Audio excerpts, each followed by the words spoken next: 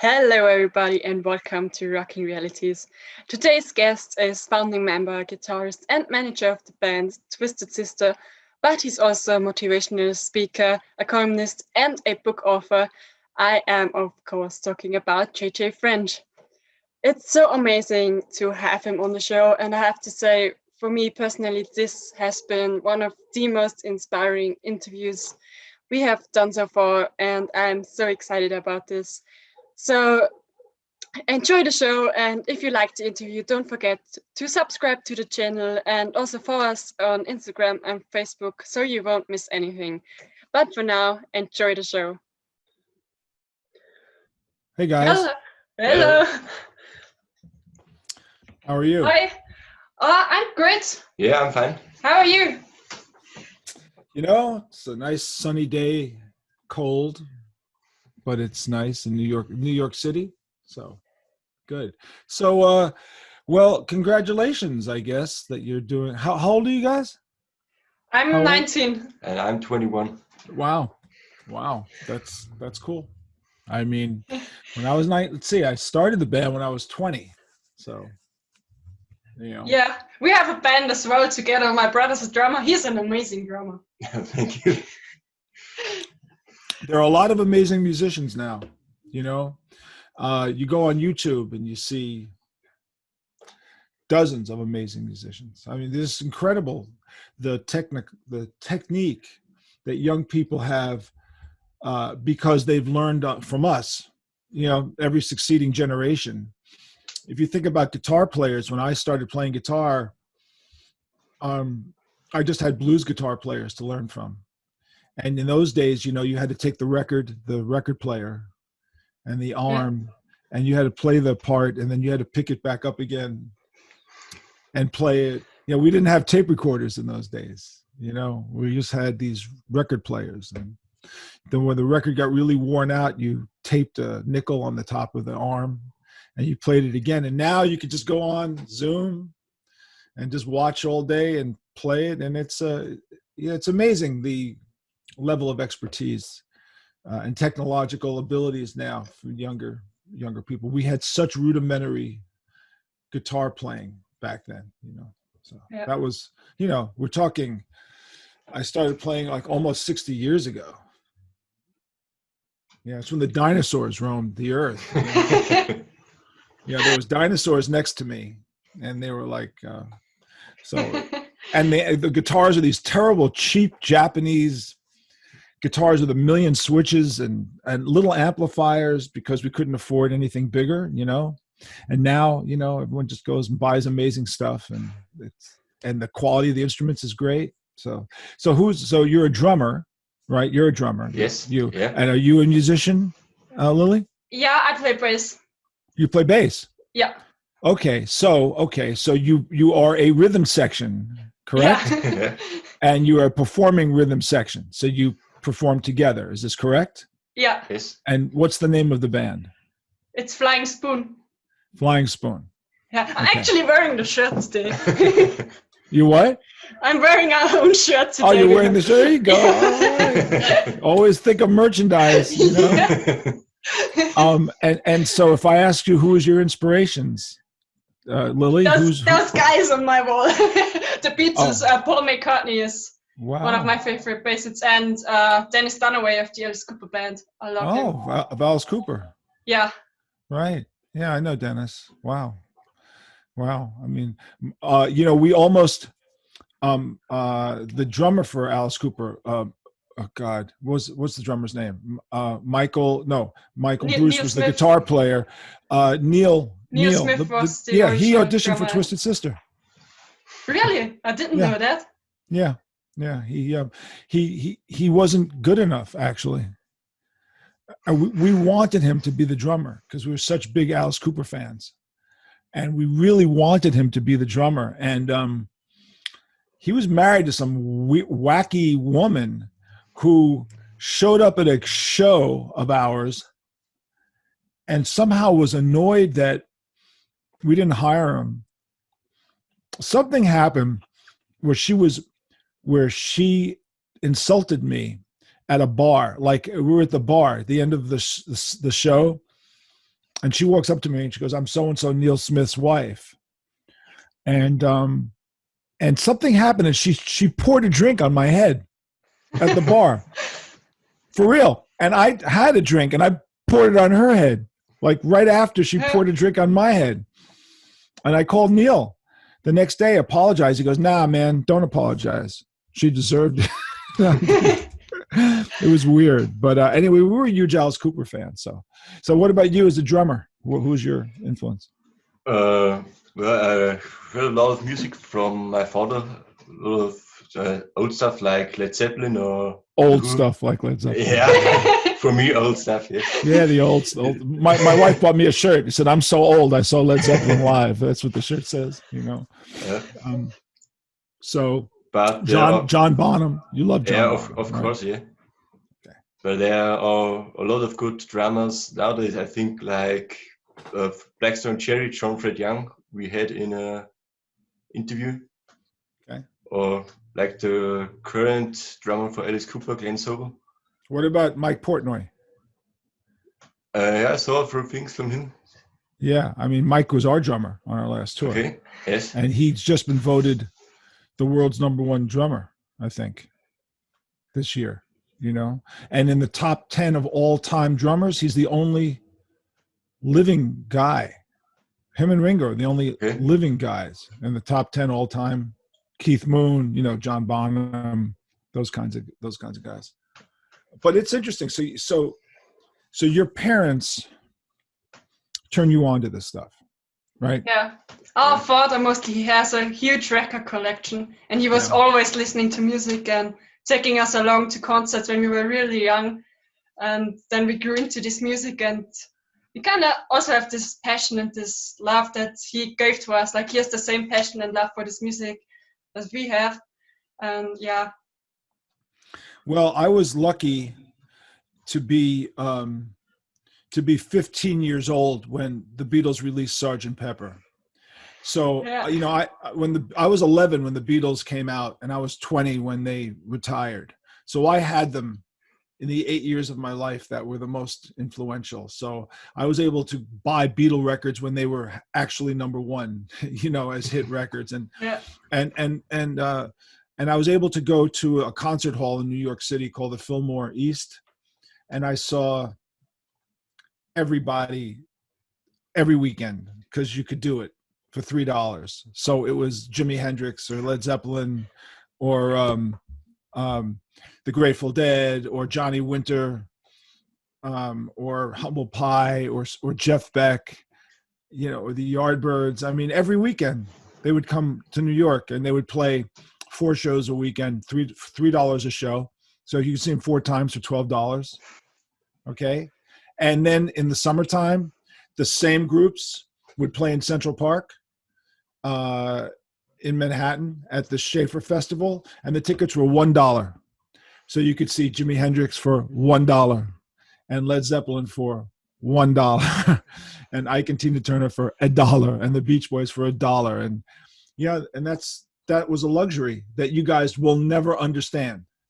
And it's too bad, but that's what fueled my passion, was because I could go see these bands. You know, the Rolling Stones came to New York in 1969 to do 3 shows at Madison Square Garden. The tickets were $6.50. And, you know, I went to all 3 shows. Oh my God, you know. And then they came back in 1972 and they raised the price to $8.50. Oh my God, that's crazy. And I saw the Grateful Dead 27 times, you know.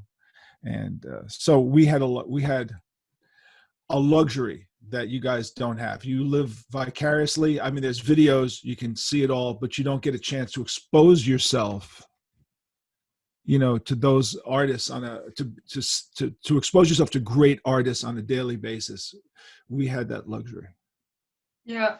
Well, we are still lucky for our generation because we did see a lot of bands that we like those bands that are still around. So at least when concerts were still happening, we did see a lot of these bands and went to concerts whenever we could. Did you go to the Whack-In and Bang Your Head? Did you go to the big festivals? No, it's the other end of Germany. Oh, is that right? You're north and they're south? Is that? The other way around. We're south, Rockin and they're north? Okay. Yeah. Okay. Yeah. So, we've played Wacken many times. We've played Bang Your Head 5 times. And a whole bunch of festivals. We've played Germany a lot, but you never saw us. I'm assuming. No. Your father never brought you to see our show. Well, then I'm leaving. Goodbye. No, don't. No, I'm leaving. But he did show us your music videos when we were really young. And then I remember loving I Wanna Rock because, well, I didn't like school, so that video was pretty fitting. Well, you like Alice Cooper. School's out, right? Yeah, school's out. I hate school. I want to rock. We're not going to take it. Yeah, exactly. I think we once wanted to dress up as Twisted Sister on Carnival and wanted to go to school dressed up as Twisted Sister. Yeah, well, you guys are too good looking to dress up as Twisted Sister. Well, thanks. You guys have to look like aging grandmothers to dress up like Twisted Sister. That's funny. Yeah, I took out the Stay Hungry record today and was listening to it and showed it to my mom and she just went, "What is he doing on that cover?" Yeah, he's holding a bone. Ooh, I think he still has that. It's in a freezer somewhere or something. I don't know. Decomposing, kind of horrible. So, other albums or just Stay Hungry? Like, I have the Come Out and Play album. Okay, I like that record a lot, by the way. Yeah, yes, the picture disc version, like with the photo on the actual record, it looks pretty cool. You mean the flap, the manhole cover? Come Out and Play. You're talking about? The picture is printed on the vinyl. It's a colored vinyl. You have a picture disc. Yes. Yeah. Oh, okay. I mean, people assume that we own everything that's ever been made by every record label around the world, and we don't. So sometimes people show me stuff that I've never seen. So I don't know if I have a picture disc of Come Out and Play. But Come Out and Play has just been re-released in America on vinyl.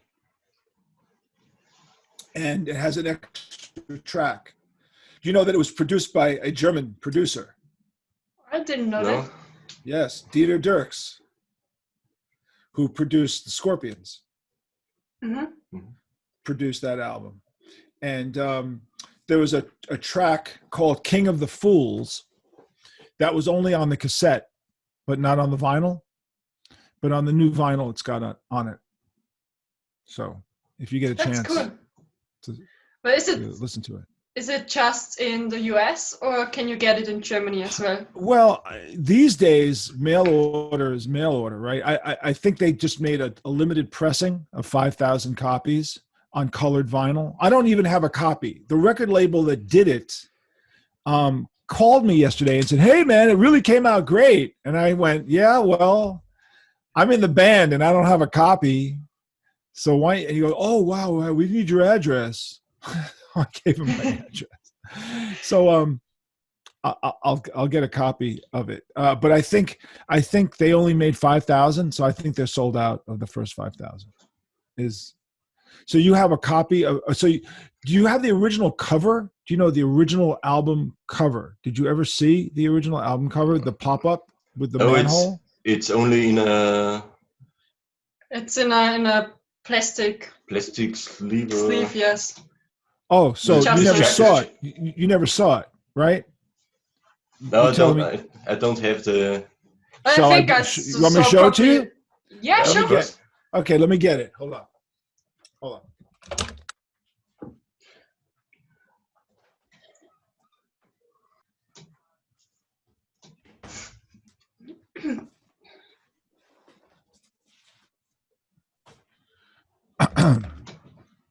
All right. Okay.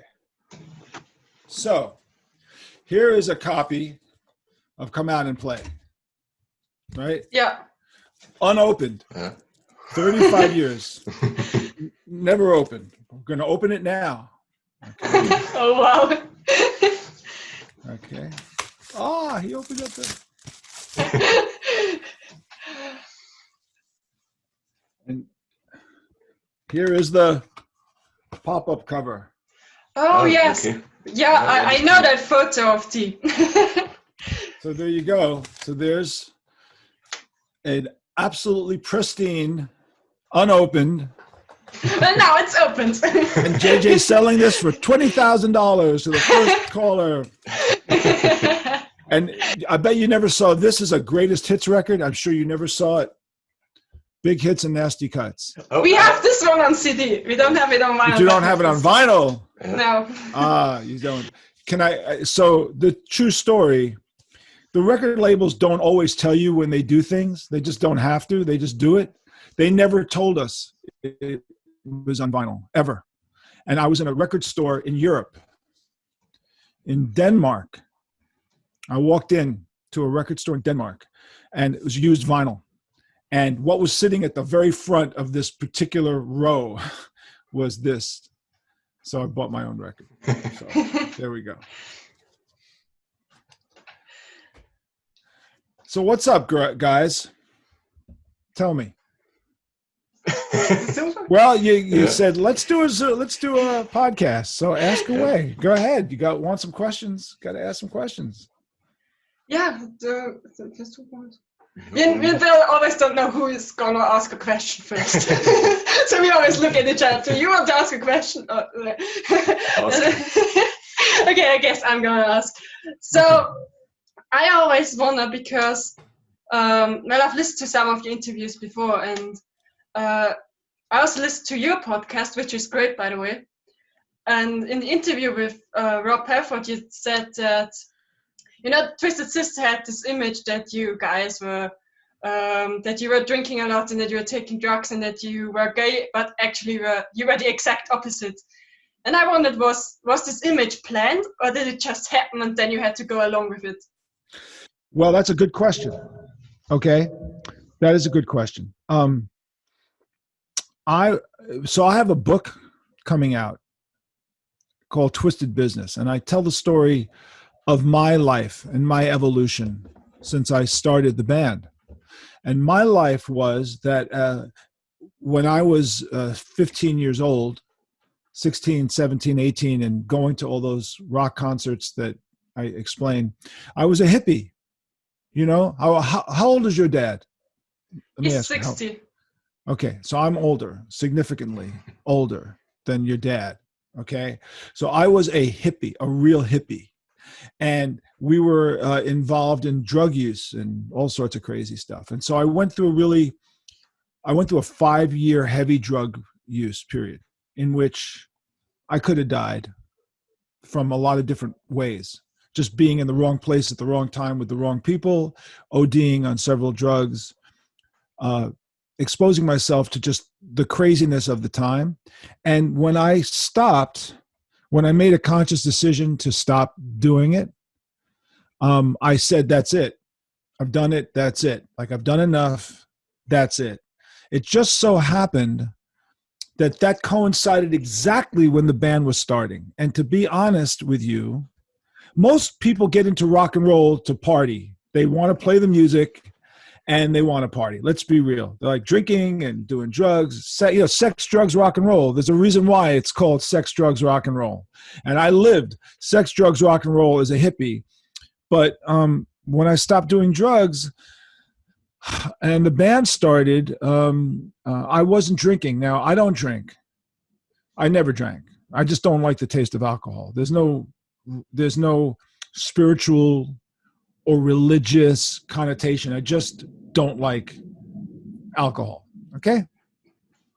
But the band I joined, Twisted Sister, was full of alcoholics. And I had no experience with alcohol because I was a druggie, and the band suffered from their alcoholism. We missed shows, irresponsibility, all the stuff that goes with too much drinking. I think I don't know if you drink or you don't drink, but I'm assuming you can imagine that too much drinking is probably not the best thing to do if you're trying to become successful at something. Okay? Yeah. Although it could be wrong, maybe you do, but it's been my experience that it's not helpful. So I became very much against it. But yet I'm in a heavy rock band. So trying to find people to be in your band and tell them they can't party is really hard, because they're either lying to you, they either won't join your band, or they'll lie to you and tell you they don't get high, but they do. And hopefully you'll never find out. So try to find a bunch of guys that don't drink and do drugs. So I found D. When I said to him, you don't drink, he goes, oh, I hate it. You don't do drugs? Oh, I hate it. I went, oh, you're my kind of guy. Hopefully, your talent is amazing. And we know he's an amazing talent, singer, songwriter, performer, right? Mendoza joins the band. You don't drink? Hate it. You don't do drugs? Hate it. I went, whoa, that's great. So, okay. So now here we have a band that's working very hard, 5 days a week, 50 weeks a year, grinding our schedule, playing, rehearsing, night after night after night, year after year after year. Imagine the condition you have to be in to be able to withstand that kind of schedule. So, how many shows have you guys played in your life? How many performances? About maybe 20. No, more. I don't know. 25 maybe. So let me give you an idea of how much we worked. Okay. The first year of the band, the first 2 years of the band, 6 nights a week, 5 shows a night. Right. So if you take 6 nights a week, 5 shows a night, that's 30. What that is that's 30 shows. That's 30 shows a week.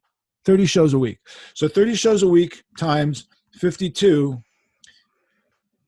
Let's say 30 shows a week times 52 weeks is 1,500 shows in 1 year. So 2 years is 3,000 shows. That's the first 2 years. That's a lot of shows. Okay, that's a lot of shows. And even if you take a day off, the day off you're rehearsing for new music. So imagine the condition you have to be in to withstand that much work. Imagine doing that for 10 years. We got up to like 9,000 shows, something like that, before we even signed to a record deal. So, in order to keep up this incredible pace, you have to watch yourself and not get high. But you also are a rock band, so you are dressed in a very crazy way, and you're acting in a crazy way. So people will assume that you are the image that you are. Like most normal people don't look like that. Okay, Yeah.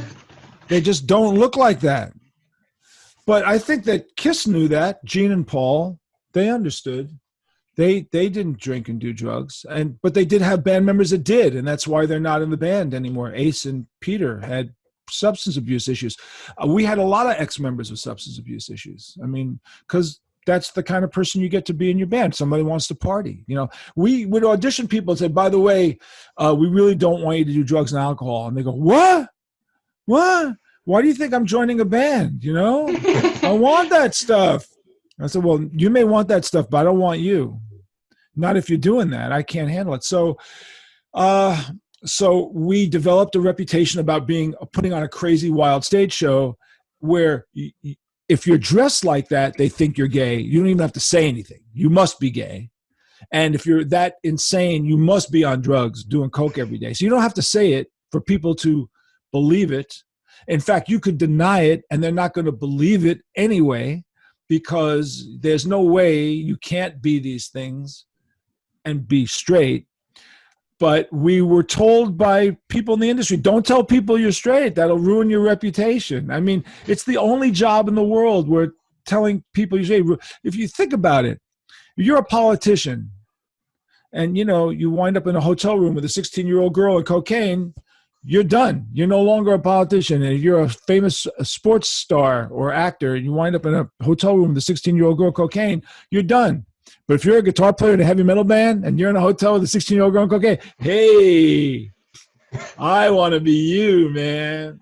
That's what I want. So that was the whole thing. So Rob Halford was afraid that people would find out he was gay. He was terrified that it would ruin the reputation of the band. And we were afraid that if people found out that we were straight, it would ruin the reputation of the band. So that was the kind of irony of interviewing Rob. Yeah. So did you ever get in trouble or something with people because of how you were dressed? Or? No. Oh, well, okay.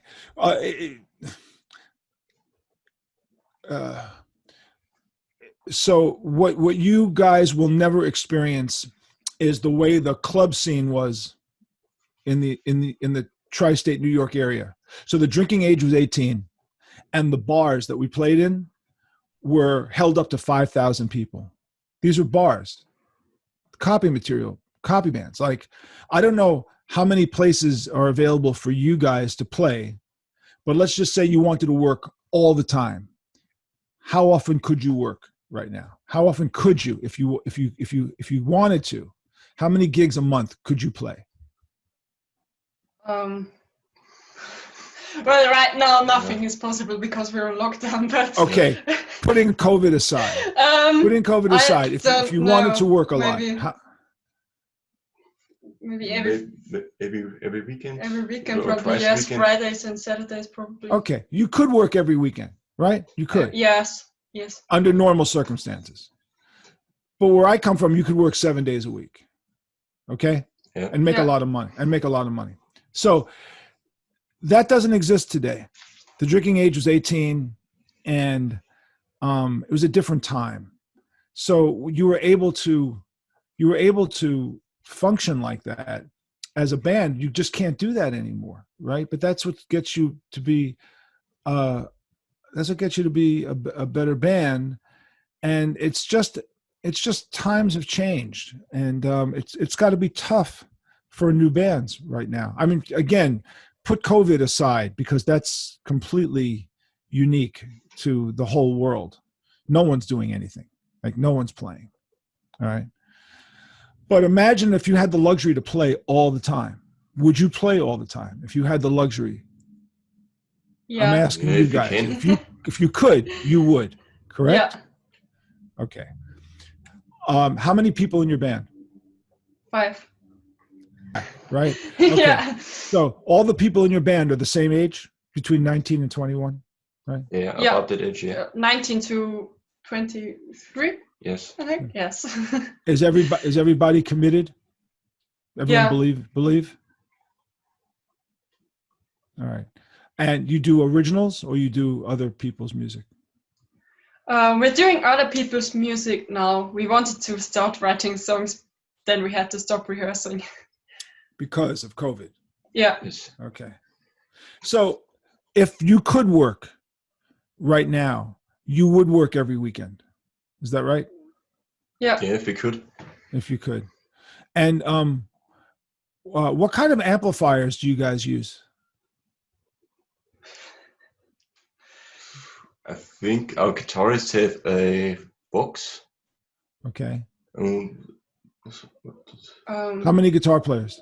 We have two guitar players. Okay. So describe to me the kind of style of music that you play. Well, it's 70s rock. It's like, Led Zeppelin, 60s, Stones, 70s stuff. Beatles, The Who. Well, you call the Beatles 70s music. That's nice to know. I can say. Yeah, I know they broke up in 1970. I know a lot about the Beatles.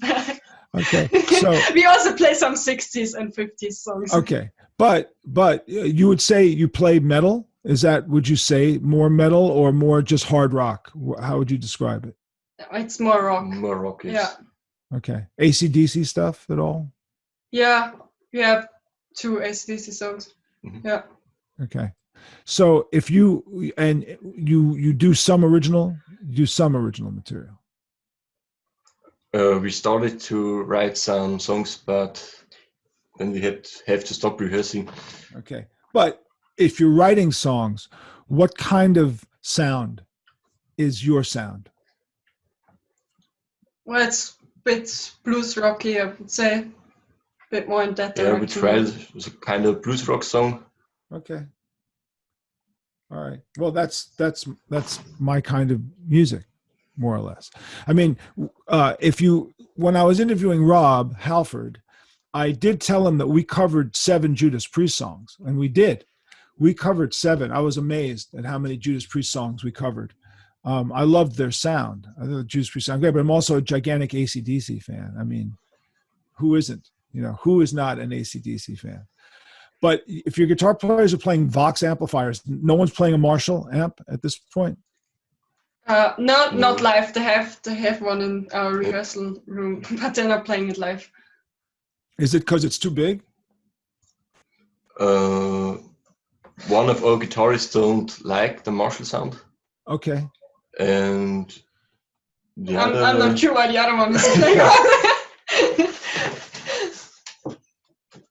And what kind of bass amplifier do you use? I have a Fender amp. Fender bass amp. Yeah, and a Hofner guitar, the same one Paul McCartney plays. The Hofner? Yeah. The German violin bass? Yeah. Okay. Is that because it's a cute idea to play a Hofner bass, or it's comfortable, or you just happen to like it, or? Well, when I started playing bass, to be honest, I really didn't have any idea. I just bought it because Paul McCartney played it. Okay. That was when I started playing. I had no idea about basses. But it was great because I think it's a great beginner bass. It's really easy to play, and it's a short scale bass. And I played guitar before that, so it was easier for me to adjust to the bigger frets. So that was great. And yeah, I have a second bass. I have an Ibanez one as well, but so far I've only played the Hofner at live shows. Yeah, well, Hofner basses are very comfortable, and they're very light. So yeah. I'm sure it's a comfortable bass to play, and it's German. So yeah, why not? I played one at a trade show last year. Actually, it was beautiful. It was really played well. So, what are your favorite records? Your favorite albums? Well, my first thought was the Beatles, but I can't decide for a favorite Beatles album. Okay. I love Ryan Roxy's Imagined Reality. That's great. Then probably $1 Billion Babies by Alice Cooper. Wow. Yeah. What's your favorite? One of AC/DC Highway to Hell. One of my favorites. Great record. Yeah. So. Oh, David Bowie's Ziggy Stardust. I forgot that one. Ziggy Stardust. Yeah. Great record. I love that record. Yeah, I when I got into David Bowie, it was 1972, and they had released the single "Ground Control to Major Tom." Yeah, that was the first single, right? Space Oddity. Right? And then Ziggy came out. No, Hunky Dory came out. Did you hear Hunky Dory yet, or just?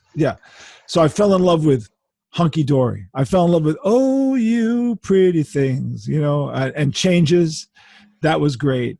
And then Ziggy came out, and I saw him play the whole Ziggy Stardust album at Carnegie Hall in 1972. And I was a Grateful Dead hippie in those days. I was like a super Grateful Dead hippie. And I saw Bowie, and I went crazy. And I said, I want to look like Mick Ronson. So the next day after seeing Bowie, I went and got my hair cut, and I had it dyed blonde so I could look like Mick Ronson. But I will show you a picture of the hippie me so you can understand better what I'm talking about. Let's see. John, where did you go? Oh, here we go. Okay, so here. So this is me as a hippie in 1971. Oh, wow, okay. I've never seen a photo of you looking like this before. Okay. So that's the hippie. And then, you know, and then I cut my hair off and dyed it blonde, and everybody thought I was crazy. All my friends were like, "Oh man, he's gay!" Like really, my hippie friends in New York freaked out. They were like, "What happened to you? Are you sick?" And I realized that they weren't prepared for this change. Bowie really changed my life. Actually, Yeah. he had a profound change in my trajectory. You know, I was a Beatles fanatic and, you know, and a Grateful Dead hippie. And then Bowie comes and just bang, just changed everything, you know? But for you guys, the problem is what do you buy now? Like what great rock band is current that you listen to and you go, wow, that's great. I want to sound, or I want to be part of that world. Well, we both love Blackstone Cherry. Okay. Yeah. Yeah. I think, do you know the Rival Sounds? Yeah, No. they're good too. The Rival Sounds are great. Okay. And who else? I like the Struts. The Struts are good. Okay. Greta Van Fleet, they have this Led Zeppelin sound. They're good Do too. you I like- think they're actually our age. Yeah. was Do you like like 2 years do you older. do you like them, or do you just think they sound like Led Zeppelin and that's why you like them? But they're good, yes. I think they're good. Yeah. We saw them live actually, and they were good live as well. They're a good live Okay. band. Okay. All right. But the truth is there's not a lot. You know what I mean? There's not a lot of bands. So when I was growing up, we had thousands of them, like thousands of them, and you don't have thousands of them anymore. Do you feel like you're fighting a losing battle, or do you feel like things are changing and younger people are getting back into rock music? How do you look at it? Well, sometimes it's kind of sad that we can't watch all these favorite musicians of ours, especially those bands that aren't together anymore, or a lot of them even have died already. Like David Bowie, I've never got the chance to see David Bowie, for example. Or the Right. Beatles, like John Lennon, died way before I was even born.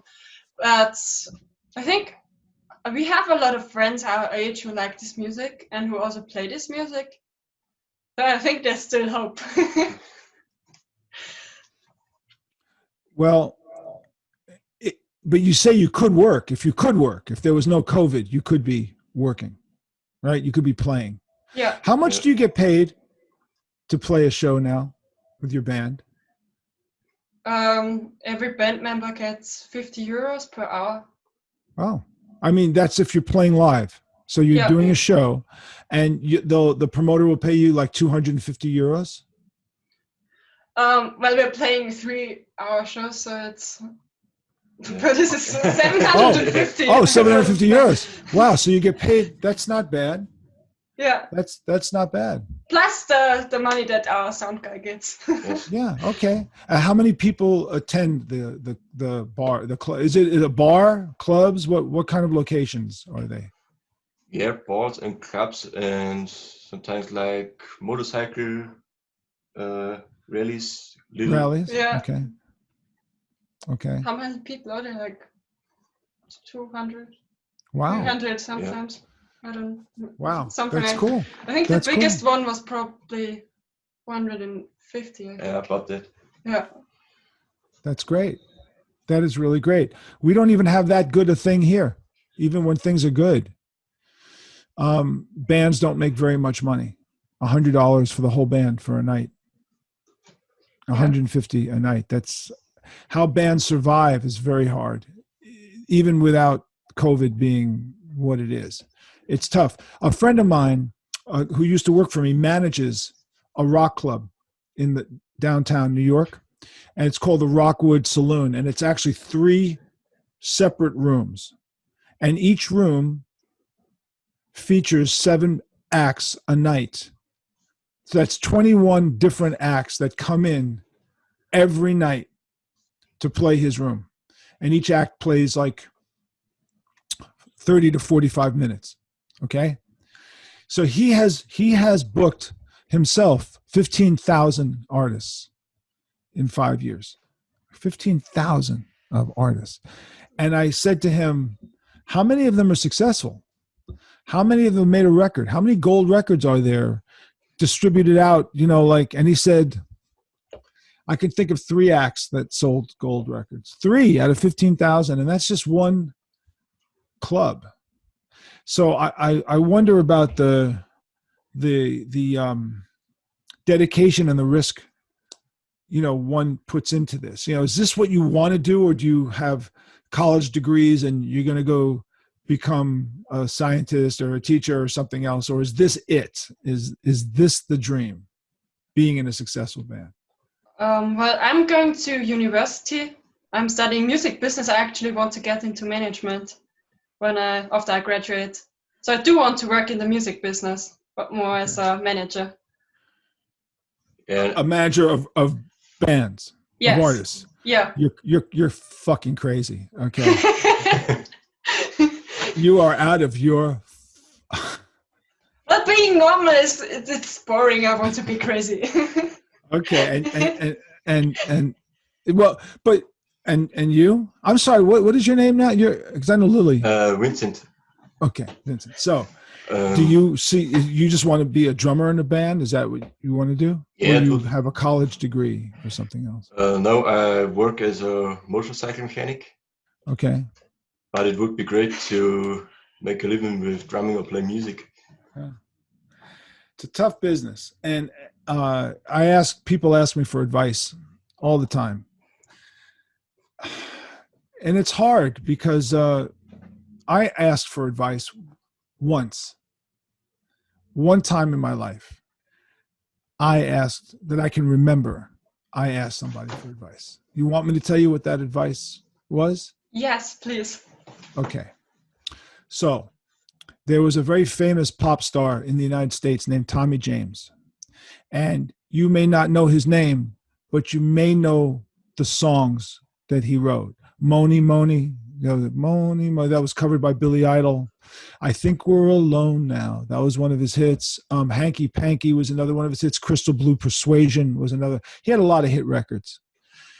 And in 1966 and 67, he could sell out 10,000 seat locations, festivals, and back in the day you played country fairs, and he was very successful.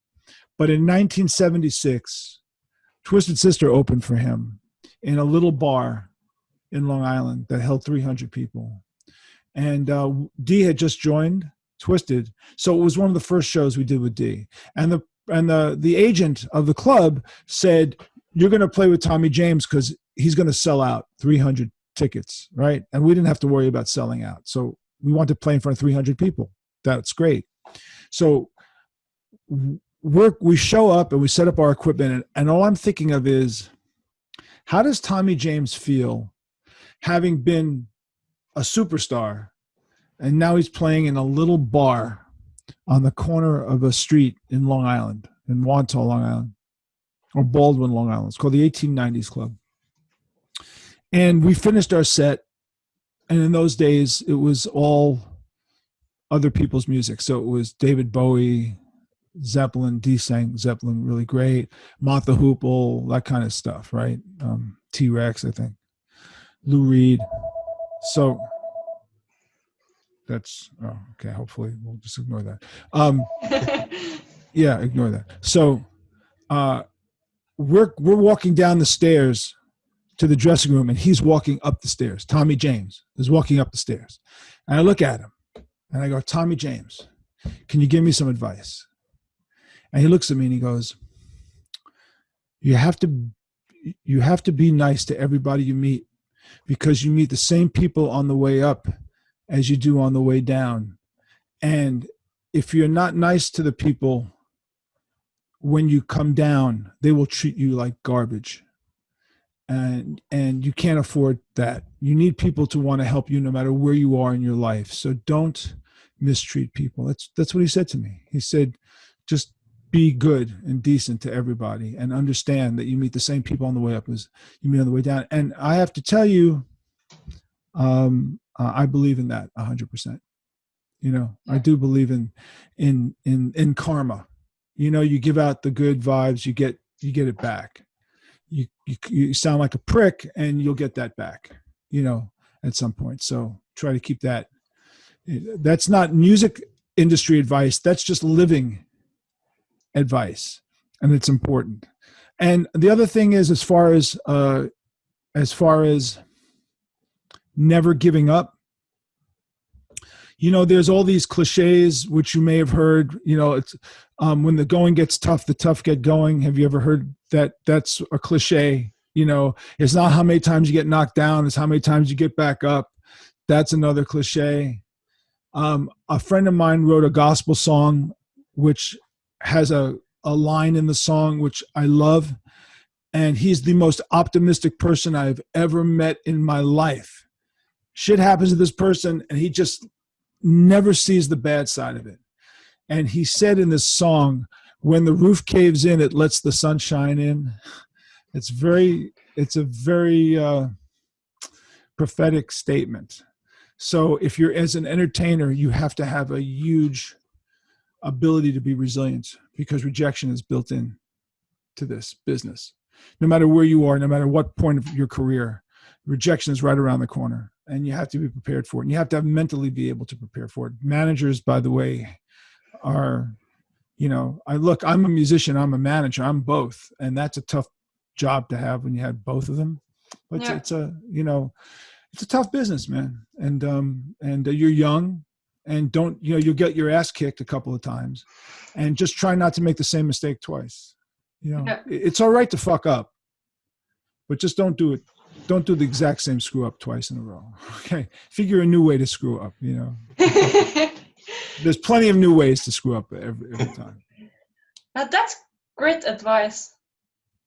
So, how did you get into the business side of things? Like, I think you were a musician before, right? And then you started managing the band, and also other musicians later on. So how did you get into this business side of the business? I think I'm just naturally, I'm an organizer. I'm more of a business person than a musician. Actually, I'm a businessman that plays guitar. I'm not a musician. I'm a businessman that plays guitar. But I didn't start out. I started out wanting to be a rock star. And the original band members, the drummer was the original manager of the band. And then we got another manager, and I didn't like the way he managed. I just didn't like the way it was being done. So I took over. That was really it. And it turned out I was very organizational. You know, I wasn't, D is amazingly creative. You know, he writes these songs, right? I don't have to worry about that. I said, you write the songs, I'll do the managers. You know, you do the image thing. And he did it. And his girlfriend Suzette did our costumes. And I said, and I'll handle the business. And so he stayed out of the business and I stayed out of the creative.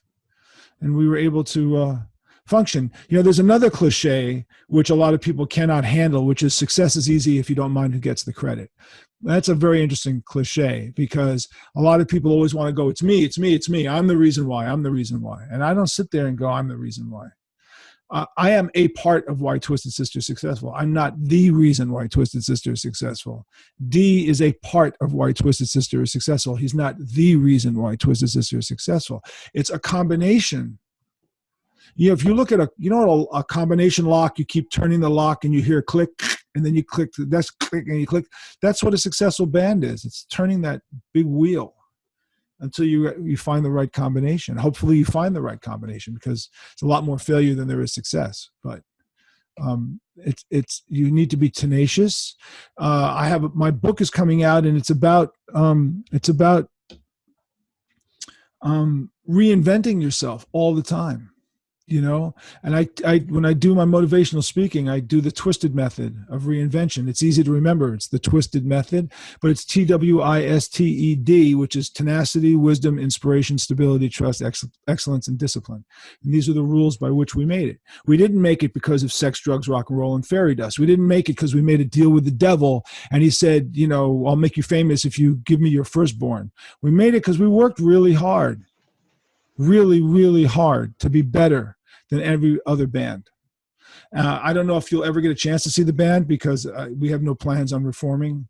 But if you ever see if you ever watch the concert videos, we put out 100% all the time. That's what we do. And that's why we're better than most bands, because most bands don't do that. And we do that. And we have never gone on stage without believing we could blow away any band. That doesn't mean I don't respect other bands. That has nothing to do with it. What it means is that my job is to go out there and be the best I can be and kick your ass and make it, even if there's another band that's better than us technically, by the time we're through with you, you're going to think we were the better band, because that's how hard we work to put on a great show. And if we get blown away by another band, I say, good for you. That means the people have got their money's worth. But we go out on stage to blow away other bands. That's exactly what happened in the bars when we were learning how to play in the bars.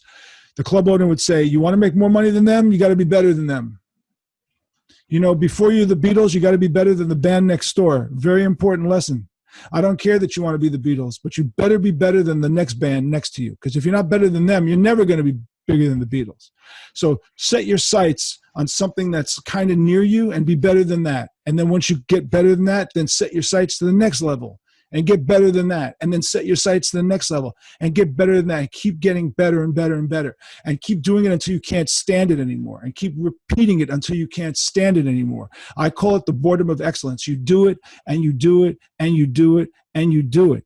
And it gets boring and fucking repetitive, nauseatingly so, frustratingly so. But how do you think you win a gold medal at the Olympics? Because you get up at 4 o'clock in the morning and you go to the ice skating rink when no one else will do it, and you're ice skating for 7 hours a day when nobody in their right mind would do it. That's how you get a gold medal. How do you succeed in anything? It's a 100% immersion in your dedication. And if you don't have that dedication, then that's fine too. Do something else, but don't expect to win. Not in the big world, not in the real world. You will not win in the real world. You only win in the real world if you completely blindly dedicate yourself to a belief in what you want to do. So now my passion is starting to come out, but this is how I feel. Yeah, I totally understand why you're also a motivational speaker, because when you start talking about it, it really is inspiring and motivation, and it's really motivating, and that's really cool. You're really good at this. Well, it's like I say to people go, wow, Twisted Sister is really good. I said, well, after 45 years, if we're not this good, we really suck, So, you have to be good at it. So yeah, but that's because we got our ass kicked. There's a cliche I say about Twisted Sister. I hope you can understand it because it's funny sounding, right? Because it's like using American slang. But it's like we've been turned down more times in a bedsheet in a whorehouse, and we've come back more times than Freddy Krueger. And that's the truth. We had so much rejection, and we've come back so often. And that's because we just are unrelenting in our drive.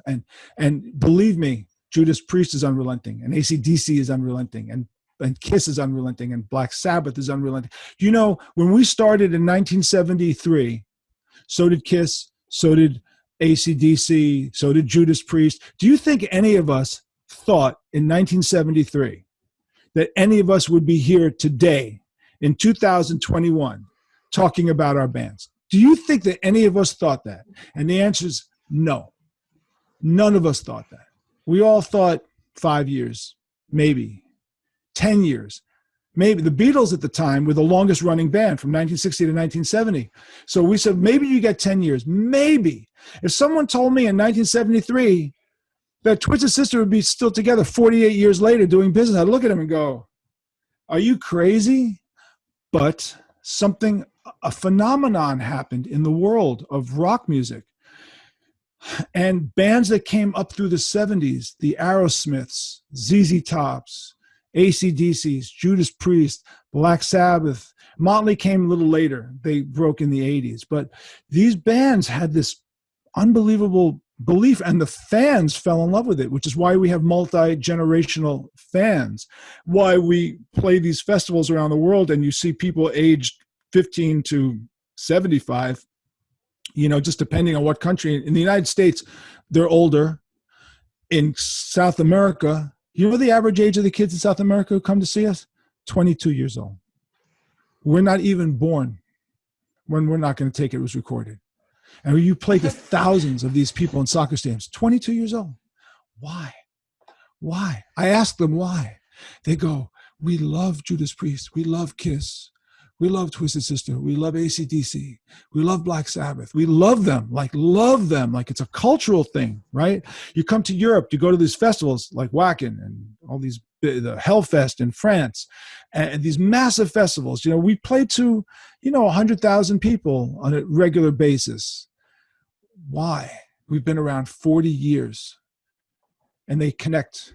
They connect emotionally to who we are. And yet the critics back in the day said we sucked. They never gave us respect. They never gave Kiss respect, Twisted Sister respect, Black Sabbath respect, Molecule. They never respected any of us. But who respected us? The fans respected us and kept our spirit alive.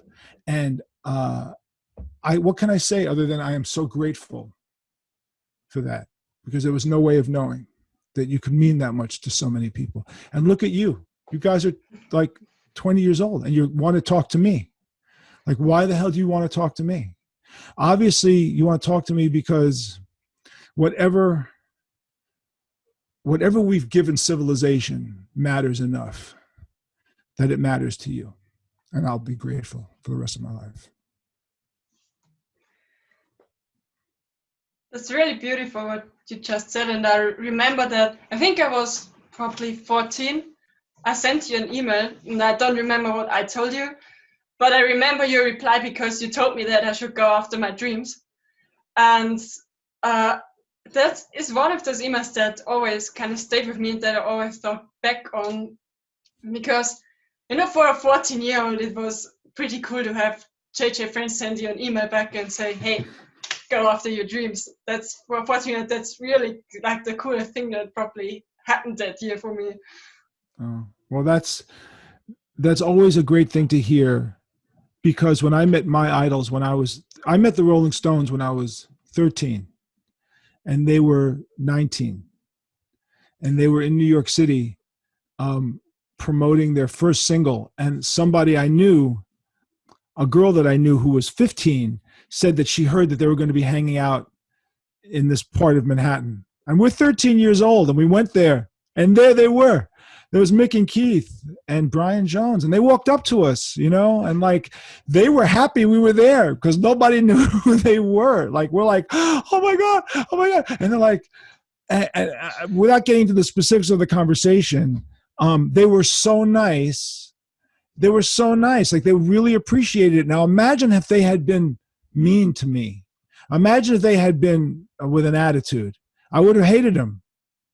But in those days, back in the 60s, or even as recently as the 80s, if you were an asshole to your fan, it took a long time for the people to know about it. Now it's instantaneous. You treat somebody bad, it's like, beep, beep, beep, beep. Just ran to JJ French. I hate this dude. He's an asshole. He wouldn't give me his autograph, told me to fuck off. Fuck him. And then all of a sudden it's everywhere. You're like, oh my God, within 2 minutes, the world knows you're an idiot. So you have to remember this. You have to stop. Somebody recognizes you. Ronnie Dio, you a fan of Dio? Yeah. One of the nicest guys in the world. He signed every autograph. He stayed every show later than every other artist. If you went to the bus, he wouldn't have the bus leave till he signed your album. Because when it comes to the inspiration that your idols give you, if you are let down from that, you'll never recover, ever. So you always have to stop. And so if I'm recognized on the street, I say to the guy, you got a phone? Let's take a selfie. Because that's what you do. Because without them, there's no you. It's as simple as that.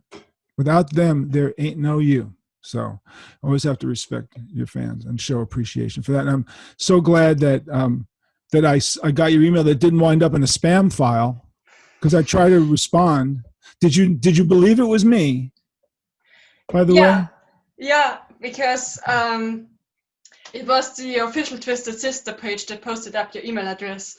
Okay. So I knew it was you. That's why I got the email address. Okay, good. Okay. Well, that's good. If it gave you one more day's worth of validation, I talked about this recently to God, who was it? To Don McLean, who did the song "Bye Bye Miss American Pie." So I interviewed him.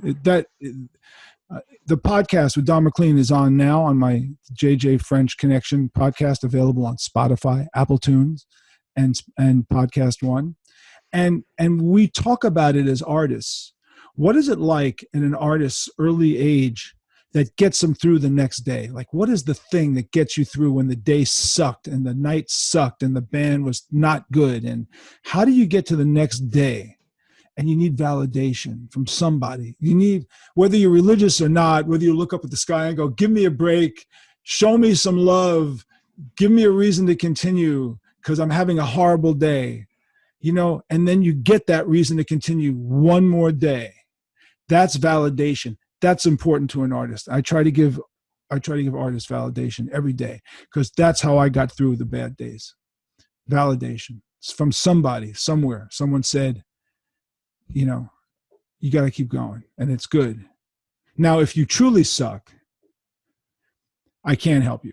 I mean, if you, so you hopefully you don't suck. I won't tell you you do, but hopefully you don't suck, And by the way, just because someone tells you suck doesn't mean you don't suck. You could suck. You could legitimately suck. In the early days of Twisted, we probably sucked. We're probably terrible. Listen, and I have to run, but I will leave you this one story. So my daughter, she,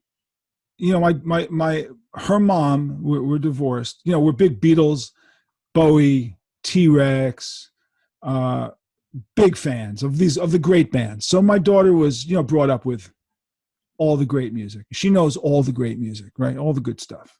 She's 27 years old now, and I'm a grandfather now. So anyway, she says to me, my friend's band's playing. I want you to come and see the band, right? This was years ago, like 10 years ago. So I go to the Lower East Side to a basement to hear her friend's band play. And it was like the worst. It was just awful, like awful. And I walk out and I look at my daughter and I go, explain this to me. You know what greatness is. You know what the Beatles are. You know what the Rolling Stones are. You know what T-Rex is. You know Bowie. How can you tell me to come down and watch this piece of crap? They suck. Why do you like them? I will never forget her answer. She said, Daddy, I like them because they're mine. I said, what do you mean? She goes, they're my friends, and they're trying to make it. And I shut up, and I went, you know what? I'm sure when I was 16, I sucked too. I probably was in a horrible band. If you came and saw a band I was in, it was probably awful. And when I realized that she said this is my band. Well, when I was 16 playing in terrible bands, we had friends who would come to the shows because they were our friends. They were supporting us, right? And I went, you're right. And I shut up after that. I just shut up after that. I said, I'm not going to be that critical. Not for young people starting out. You gotta cut people a break and give them credit for taking the risk. So I give you guys credit for taking the risk. And I give you credit for contacting me and getting me to do this. It was very nice of you. Well, thanks to you for taking the time to talk to us. Yeah, thank you. There's one last thing because yes. I talked to Ryan Roxy earlier. He's Alice Cooper's guitarist. And he says hi, and he wanted me to ask you if you will come on his podcast as well. Well, hell yeah. I mean, I'll trade podcasts with him. Sure. Yes, get Ryan on. Ryan is amazing. He's a great guy. So do you want to email me his information and I'll contact him, and that's what you should do. I can do that, yes. And I'll have you guys on mine after probably another couple. I'm backed up with a lot of them, but I'll have you guys on mine too. Okay? That's amazing. That's great. All right. But yeah, give me Ryan's information. I'd love to have him on for sure. We'll trade podcasts. All right, guys. You have a good day. All right. You too. Thank you so much. Really. Yeah, thank you. Thank you for having me, man. Take care. Okay. Bye. Bye. Have a Bye-bye. great weekend. You too.